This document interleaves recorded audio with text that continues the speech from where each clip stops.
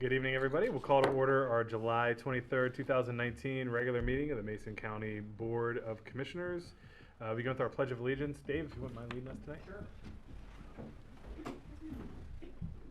I pledge allegiance to the flag of the United States of America and to the republic for which it stands, one nation, under God, indivisible, with liberty and justice for all.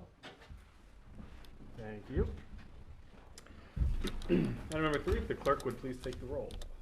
Commissioner District 1, Randy Netherland. I'm here. Commissioner District 2, Kevin Schutte. Here. And Commissioner District 3, Sharon Trask. I'm here. Very good, thank you. Item number 4, correspondence and organizational business.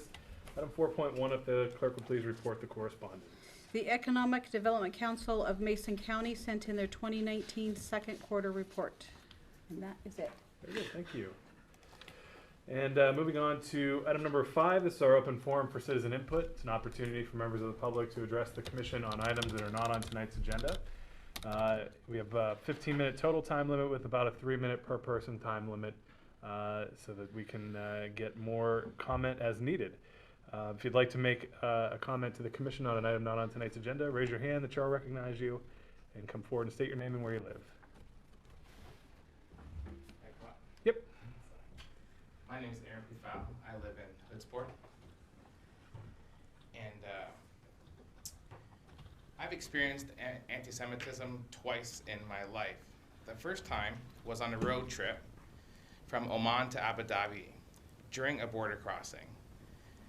There were several checkpoints I had to pass through with our truck, and on the final checkpoint in the DMZ, the police officer was reading my driver's license very carefully and said my name several times. Aaron David Pufau. Aaron David. I was issued a traffic ticket for not having my seatbelt on, even though I just took it off to get my wallet out of my pocket. I didn't realize what actually happened to me until my wife pointed out to me later. My second personal experience with anti-Semitism was here in Mason County. Earlier in the year, I was asked by my employer, Mason County Fire District 18, to attend the Mason County Fire Academy at Mason 6 Fire Station in Union starting in January.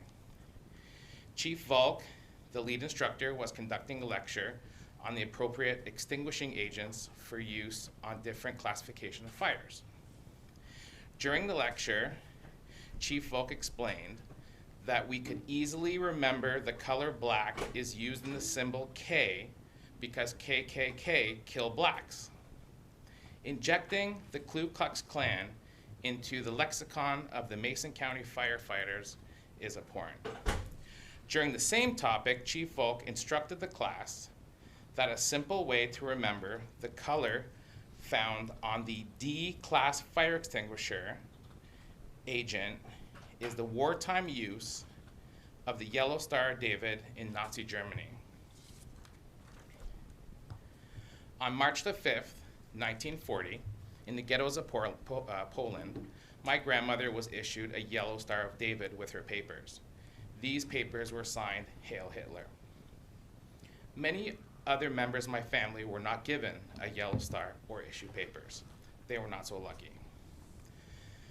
This February, March, and April, I lawfully filed complaints under Department SOP at Mason 18. They never responded.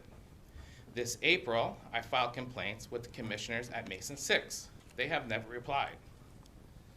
At the last public meeting at Mason 6, a senior firefighter addressing the public and myself said that my grievances were petty and they don't give a damn about me or my complaints. Recently, the federal government and the Human Rights Commission have charged my employer, Captain Joe Cochran, and Chief Sexton from Mason 18 with discrimination and retaliation after the governor's office made a referral to the HRC. I have 2 questions for you today. If Mason County fire districts refuse to reply to complaints of anti-Semitism, what options are available to residents within Mason County?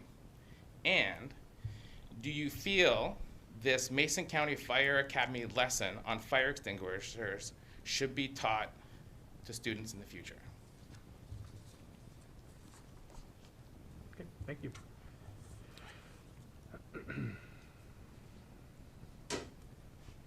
Any other public comment? Any other public comment? Okay, thank you. Moving on to item number 6, we're moving on to adoption of our agenda. Entertain a motion. I move that we adopt the agenda for July 23rd, 2019. I'll second. It's been moved and seconded to adopt the agenda as presented. Any additional discussion? Hearing none, I'll call for the vote. All in favor say aye. Aye. Aye. All opposed? And the motion carries. Moving on to item number 7, approval of minutes. We have minutes from July 8th and July 15th, 2019's briefing minutes. Mr. Chairman, I move for approval of the minutes, July 8th and July 15th, 2019, briefing minutes as presented. I'll second. Moved and seconded to approve the July 8th and 15th, 2019 briefing minutes as presented. Any additional discussion? Hearing none, I'll call for the vote. All in favor say aye. Aye. All opposed? And the motion carries. Number 8, approval of the action agenda. Commissioners will read through the items on tonight's action agenda, which time a member of the public or commissioner may have an item removed for a separate discussion and vote. Commissioner Nutvan, if you'd please read 8.1 through 8.3. Commissioner Trask 8.4 through 6, and I'll read the remainder. I thought you were going to pick one in the middle and confuse me there. I for a know, minute. All right, item number 8.1, approval of warrants and treasurer's electronic remittance claims clearing fund. Warrants number 806-5545 through 806-5795. The amount, $702,889.40.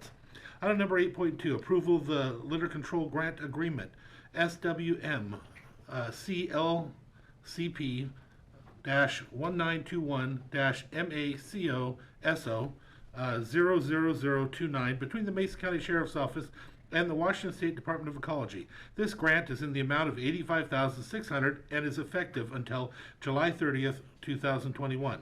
Item number 8.3, approval of the Second Amendment to the interlocal agreement, ILA, between the Mason County and Thurston County, which formed the Thurston Mason Behavioral Health Organization, TMBHO. Item 8.4, approval of contract 20-46108-20 between Mason County Health and the Department of Commerce for the Consolidated Homeless Grant in the amount of $1,847,722.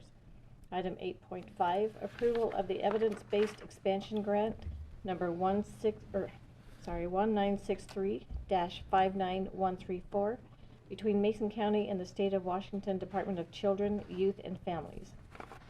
Item 8.7, approval to set a hearing on Tuesday, August 13th, 2019 at 9:15 a.m. to consider the sale of surplus parcels 32021-56-02003 and 32021-56-02004 in the amount of $11,000. And item 8.8, approval of the resolution amending personnel policy 14.5, email and voicemail electronic communications.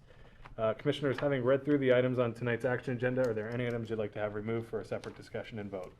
No. Okay. Any members of the public have an item that they would like removed for a separate discussion and vote? 8.8, Okay. please.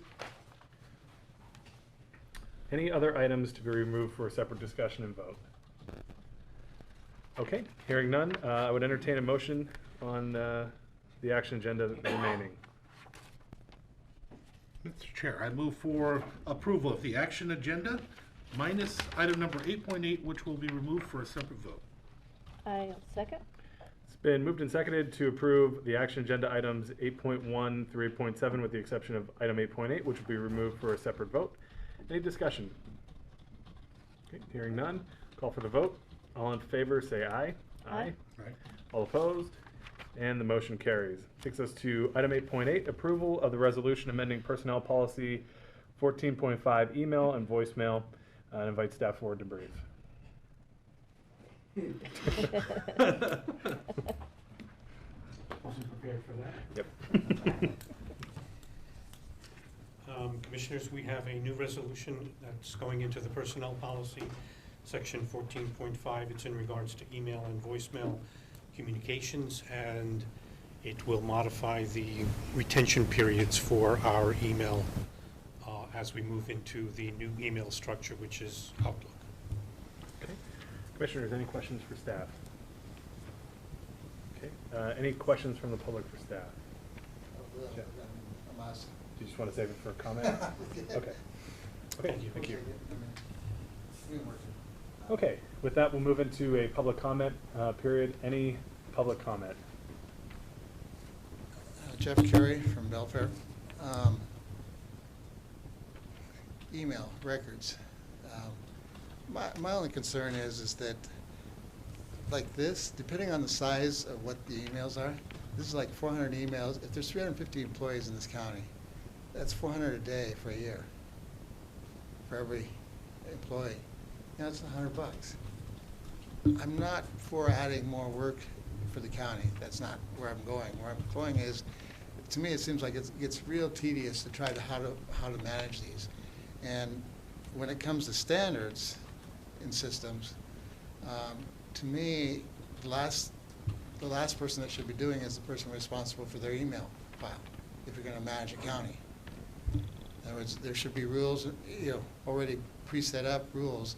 It shouldn't be up to the employees to figure out whether they should be deleting it, purging, or what have you. There should be some guidelines, because you don't know where this is going to go. You don't know. Somebody does something nefarious, none of us know about. They shouldn't be doing it. That's one thing.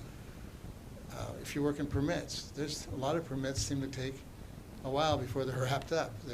Some will go well beyond a year if they're long, like plat proposals or things like this.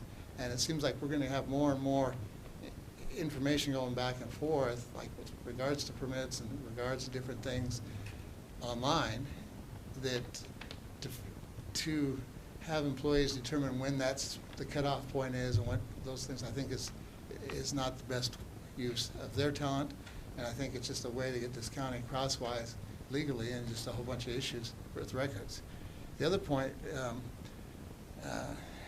I'm sure you've done more work than just what's in here, but for the public, when we look at this, or at least when I look at this, I can't tell really if all the things are considered. That doesn't mean you're going to have all things, but for example, I mean, what does the Washington State Archives say? I mean, to what? I mean, is that part of our rules and guidelines? I don't see any reference to that. Like I said, I'm not here wanting you to add a bunch of work or add a bunch of records, but I look at something like this and I said, okay, depending on size, if it's Carol Rowan sending emails to me, she could probably get 4,000 a day because they're small. They're just communication things. If you're attaching files, then they get big. All I'm really saying is, whether it's this or one, it's a minor problem. Just adding. I realize there's probably a bunch of junk you get, and that needs to be figured out. But again, I don't see that totally how that's executed here with this policy. So I guess to sum it up,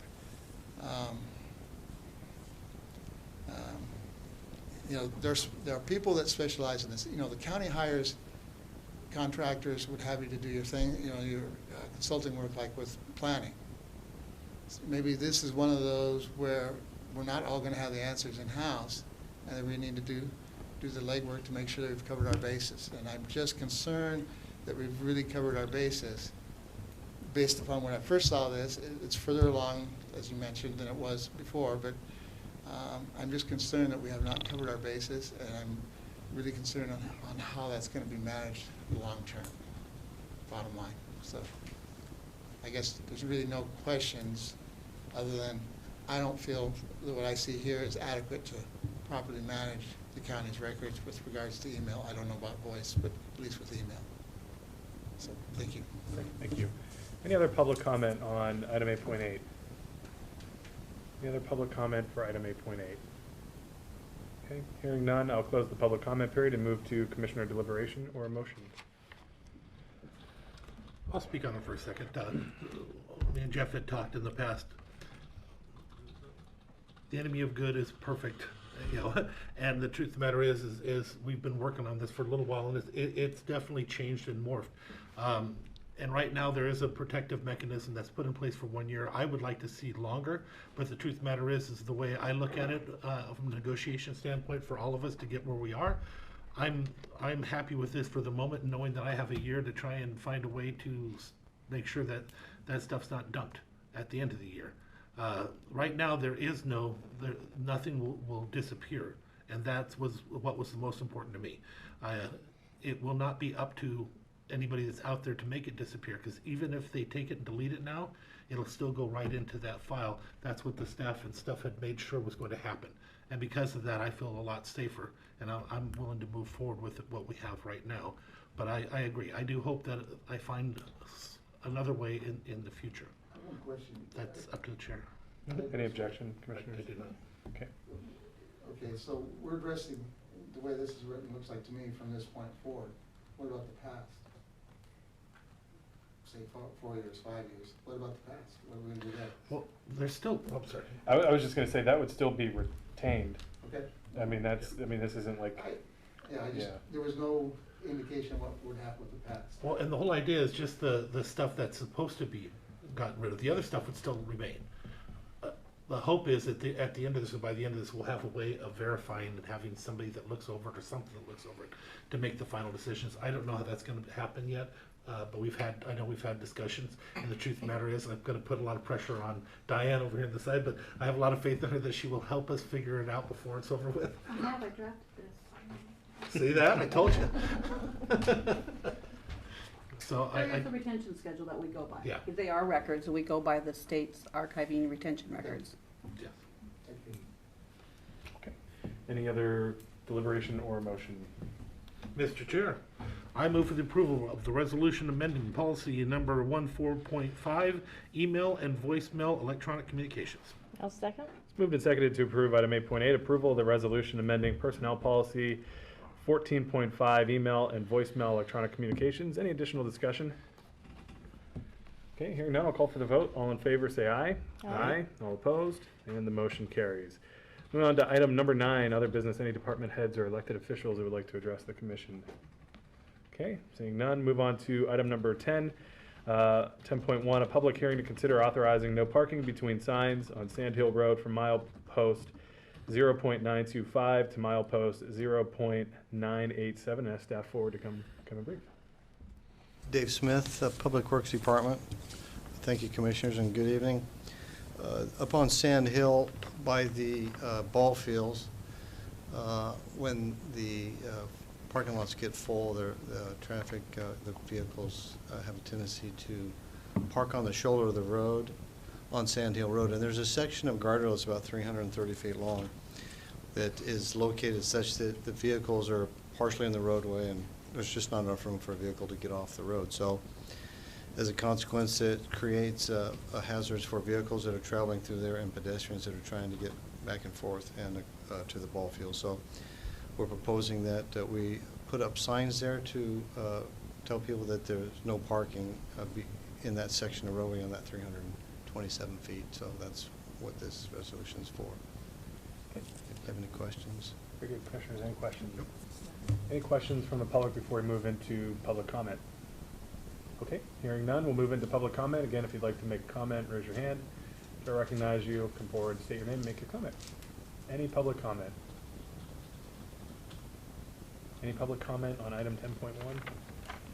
Okay, seeing none, I will close the public comment period and move into commissioner deliberation or motion. Mr. Chair, I move that we authorize no parking between signs on Sand Hill Road from milepost 0.925 to milepost 0.987. I'll second. It's been moved and seconded to authorize no parking between signs on Sand Hill Road from milepost 0.925 to milepost 0.987. Any additional discussion? Just appreciate staff's work on this. This was just, I think, a good safety issue that we're able to tighten up with this hearing, and look forward to seeing those signs go up. So thank you. With that, I'll call for the vote. All in favor, say aye. Aye. All opposed, and the motion carries. Moving on to item number 11, board reports and calendars. I'll get us started. Commissioner Trask, if you'd go second, and then Commissioner Netherland, if you'd wrap us up. Okay, before I get into my calendar, I just wanted to take a second and address the comments we heard earlier tonight from Mr. Pufall. I appreciate you coming in and making those comments, and I want to say that I unequivocally oppose any form of racism or anti-Semitism, both here in Mason County and everywhere else that it exists. I think you told a story tonight that has obviously had a very profound personal effect on you, not just your experience overseas, but your experience here at home. And I do appreciate you standing up and sharing that story with us. I know you've emailed a number of times, and you're going through a process with the state and have some legal processes that you're working through. And you asked a question, very pointed question, about what folks in Mason County can do if they're in a similar situation, and I think you laid out exactly what they can do. You know, you went to the appropriate elected body. You didn't get the recourse or attention that your issue deserved, and so you went to another body that would have purview over that. And I think that's, you know, if an issue like that happened involving a county employee, I believe we would have addressed it maybe differently than some of the experiences that you've had. I, for one, and I know Commissioner Netherland and Commissioner Trask would take accusations like that seriously, and we would follow all the appropriate procedures to ensure that an appropriate investigation and resolution was reached. So with that, I think you yourself have told people what to do when you're in a situation like that, and I think you're handling it through those correct channels. What was the second question, I'm sorry, that you had?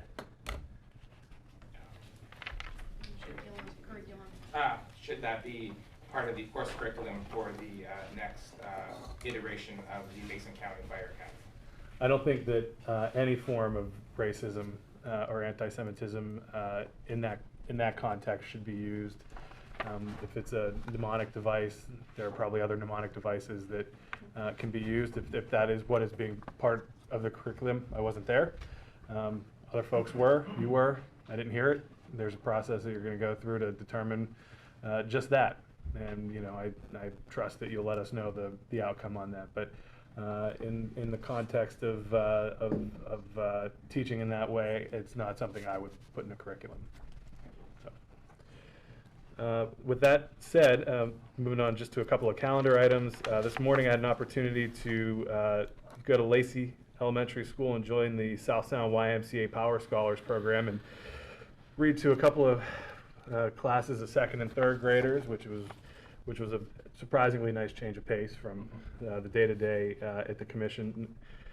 No offense, commissioners, but it was great to get down there this morning and read to them and hear about their academic program and enrichment program. And one of the things I was most excited about after being with them is knowing that this fall we're going to be breaking ground on a YMCA here in Shelton, and we'll be able to offer programming just like that here for kids in Mason County. And I think that's a really exciting opportunity, and look forward to being able to participate in those programs here at home and still support everything that's happening in the South Sound.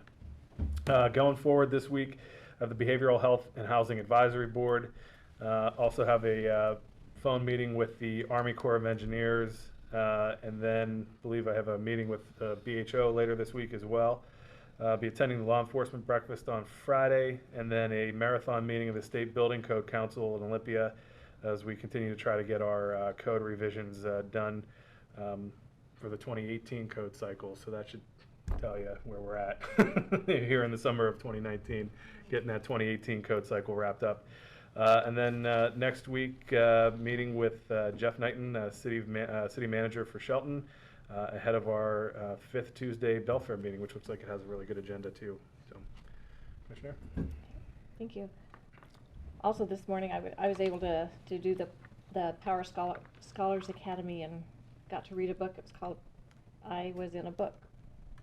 So, but it was a lot of fun. The kids were amazing, sharp, our future leaders. So it was a lot of fun, and no offense, they were more fun than you two. None taken. And I juggle. So tomorrow I have a Memorial Hall meeting. I will be going to Belfair for the North Mason Chamber Luncheon. It'll be at the Hub. Tomorrow night is the Community Action Council meeting. Thursday's an LTAC meeting, along with Area on the Aging meeting. I'll also be attending the Sheriff's Breakfast. And then on to a Pacific Mountain Workforce meeting. Sunday is Pancakes in the Park, down at Nealon Park. The Kiwanis Club is putting that on. Encourage you to go from 7 to 1. And then back on Monday for county briefings and Turning Point meetings. Okay. I'd like to take the privilege of speaking on that issue a little bit myself. I want to clarify, I know that there was some shock when the chair did not respond. That was the proper thing for him to do. I just wanted to make that really clear, because if he would have put out an answer at that point as the chair of this commission while running the meeting on that, it could have been construed as an official action from this board, which would not have been proper without a whole bunch of stuff that comes before that. And his silence was perfection. And I just wanted to make that real clear, because it could have went really badly the other way. Remember, you're talking about another body that's another elected body that is not the county. And if it was a county issue, believe me, I know that we'd have some reactions on how we would handle things. As you know, I would like to go ahead and speak with you after this. We've had some interaction back and forth. I've been trying to get you to call me, but you haven't, so we'll talk a little bit after this one. But I just wanted to clarify that I truly thought that was the proper way to handle it at the moment. There's a lot of people that are trying to elicit answers from us, and you got to remember, this is an official business meeting of the county, and there's no place for us to do that until now, when we're talking on our own behalf for our calendar. So with that being said, we attended the Mason Transit Authority meetings together. I had to go away for 3 days for the risk pool meeting. That one's always tough on me to leave to go talk about insurance for 3 days on behalf of the county is tough. I attended chamber board meeting briefings. North Mason Community Voice meeting where TIPCAP came and talked about our transportation, our roads and issues around here. And we had a Board of Health issue meeting right before this. I may be at the same luncheon as you. I'm not sure. I'm working on another appointment. If I can get out in time, I'll be at that chamber luncheon. If not, I'm going to be at North Mason Resources, working with them. They're trying to get the contract to handle the census for the region. Cemetery board meeting. Citizens Against the Gravel Pit on the Hood Canal. I'll be meeting with them also. Kiwanis Pancake in the Park, I may see you there also. Briefings, I will be a guest speaker at Kitsap Alliance of Property Owners in Bremerton. Lakeland's having a concert. We're going to be attending our 5th Tuesday meeting where we'll all be together for that. Want to cover a few other things just in case. If you guys are going to be at the EDC membership meeting the next week, we need to announce that, let everybody know that we may be there together. There's an Allen Community Association meeting, but there's also a barbecue before we'll have a chance to meet and have it noticed. There's a barbecue that we will all be attending, which is, I'll let you say what that is, because you're the one running it. Oh, that's right. Hopefully. We're having a staff barbecue where the 3 of us will be cooking for staff. Yeah, no business will be conducted, but we will be cooking and eating, and other than that brings us back for briefing, and we start all over again. Very good. Thank you. Okay, having reached the end of our agenda, I would entertain a motion to adjourn. So moved. I'll second. We're adjourned. Have a good night, everybody.